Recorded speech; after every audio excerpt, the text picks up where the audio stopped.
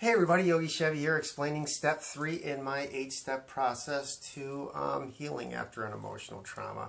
And step 3 is quite simply this. It's like stop communication. And this step, and I think the best thing about all these steps for me is that they really transcend, like they were there when I just was at the bottom of my rope, man. Like I don't know how else to describe it.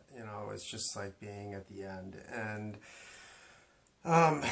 this step was so important to where I really got that what comes out of here creates what happens in the world. And that, left to my ego, really, that, what goes on between my ears, I could probably speak about 2%. And the less that I recognize that, the less that I did do that. Like, I spoke so little of what went on between my ears and what I wanted to, that my life and really started to take a dramatic effect to just living more in courage and acceptance and peace. And that I just really had to understand that what I spoke out of here, again, really created what was out there. And an example of that, in an extreme situation where we're going through emotional trauma and we're just hurt, the first instinct that I had was I wanted to punish. And the first thing that I'm going to punish with is this. We're trained now as a society not to use this, thank God. And we have laws in place that I can't place my hands on people. But you know what? We have free speech. And we do more damage with this than we do with this. 100 times more.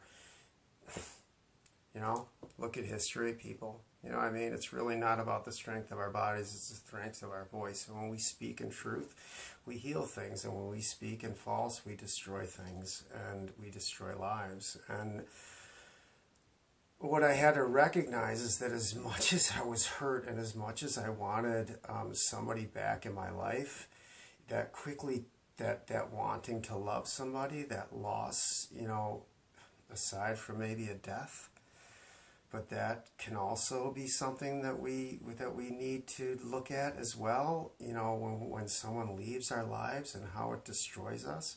And, not to use our language around that, not to, especially if it's still among the living, not to use that voice to hurt. And I know that it's hard because we're hurt. And, we're trained to punish. And whenever we use our language to punish, it's not good.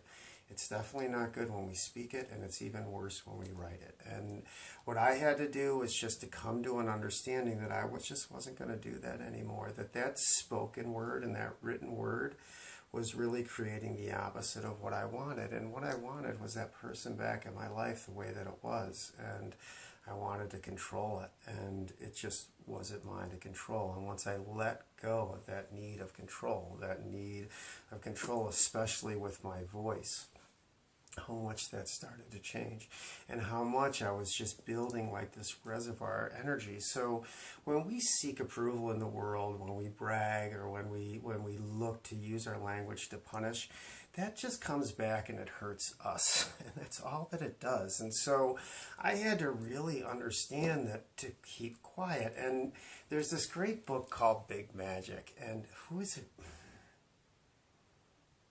It's something Gilbert.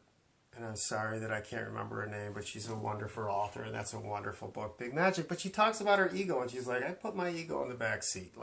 My ego can't touch the radio. It can maybe roll down a window, but that's about it. You know what I mean? And I'm going to tell it to roll it up when I want it up. And it's like, that's where this step comes in. It's like everything that goes in between here does not have to come out here. And if we can notice that when we start turning that off, how much starts to affect our worlds. And when we only use our vocal speech for love, that's when we start to really, really, really create that reservoir of energy that we can use later on when we need it, for other things, but or just to be in peace.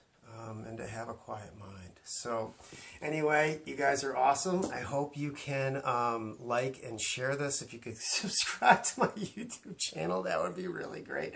But I love you guys from the bottom of my heart. Blessings, blessings, blessings. And I will talk to you soon.